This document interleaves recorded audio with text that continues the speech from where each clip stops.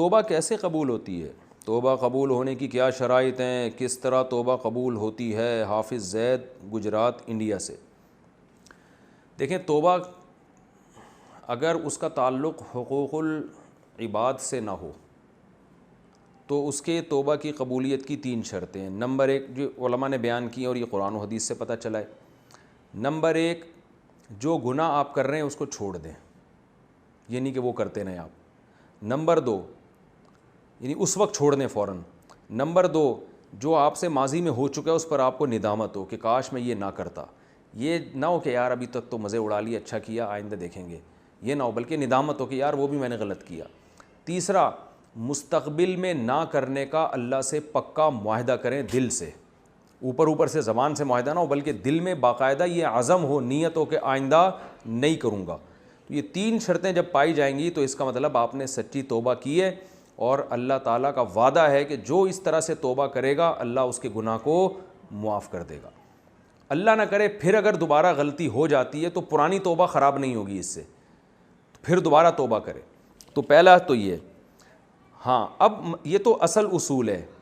اب اس میں یہ دیکھنا پڑتا ہے کہ حقوق العباد تھے یا ایسا حق اللہ کا جس کی قضا بھی ذمے میں واجب ہے، تو پھر توبہ کی تکمیل میں اس قضا کو ادا کرنا بھی ضروری ہے۔ جیسے آپ نے وسیم بھائی سے 1 لاکھ روپے لے کے کھا گئے، اب آپ نے توبہ کر لی اللہ سے کہ اللہ میں نے وسیم بھائی کو بڑے دکھ دیے، مجھے معاف فرما، تو اللہ فرماتے ہیں ٹھیک ہے تم 3 کام کرو، پچھلے پر ندامت، آئندہ کسی کے پیسے نہ کھانے کا عزم، اور اس وقت اگر کسی کے پیسے کھائے ہوئے ہو تو یہ عمل بھی چھوڑ دو۔ یہ 3 کام کر لیے، لیکن اب یہاں چوتھا کام بھی کرنا پڑے گا کہ وسیم بھائی کو وہ 1 لاکھ روپے دینے پڑیں گے یا ان سے معاف کروانے پڑیں گے، تو یہ چوتھا کام بھی یہاں کرنا پڑے گا ایکسٹرا۔ اسی طرح آپ نے کوئی ایسا فرض چھوڑ دیا جس کی قضا بھی ہے شریعت میں، تو توبہ کی تکمیل میں یہ بھی ہے کہ اس کی قضا بھی آپ نے کرنی ہے۔ مثال کے طور پر نمازیں آپ نے چھوڑ دیں تو اب توبہ بھی کریں اور نماز کی قضا بھی کرنی پڑے گی، اگر قضا نہیں کرتے تو پھر توبہ قبول نہیں ہے آپ کی۔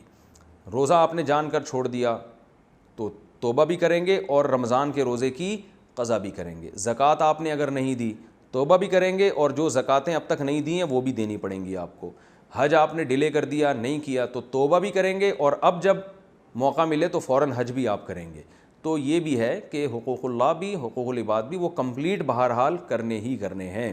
اور کچھ گناہ ایسے ہوتے ہیں جن میں جو ہے وہ جن کی کوئی قضا نہیں ہے، خدا نہ خواستہ کوئی بے حیائی ہو گئی، بد نظری ہو گئی، اللہ نہ کرے زنا ہو گیا، تو بس خوب گڑ گڑائے اللہ کے سامنے اور آئندہ کے لیے عزم کرے کہ میں یہ گناہ نہیں کروں گا۔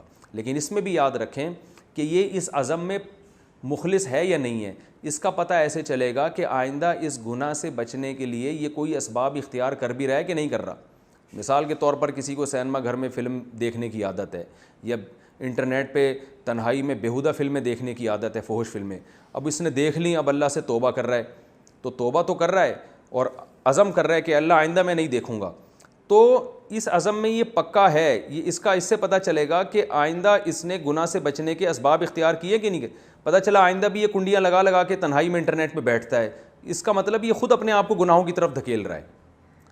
یا سینما میں فلم دیکھنے کی عادت ہے، اب بار بار اسی سینما گھر کے قریب سے گزر کے اس کے جو ہے نا سائن بورڈوں کو دیکھ رہا ہے، تو اس کا مطلب یہ خود اپنے آپ کو گناہ کی طرف دھکیل رہا ہے، تو یہ علامت ہے یہ گناہ چھوڑنا چاہتا ہی نہیں ہے، یہ جھوٹ بول رہا تھا کہ میں چھوڑنا چاہتا ہوں۔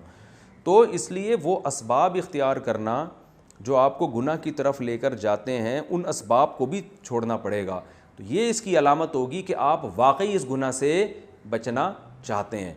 تو پھر یہ اس کی علامت ہے کہ آپ نے سچی توبہ کی، اور اللہ ایسی توبہ کو کبھی بھی رد نہیں کرتا، اللہ معاف کر دیتا ہے۔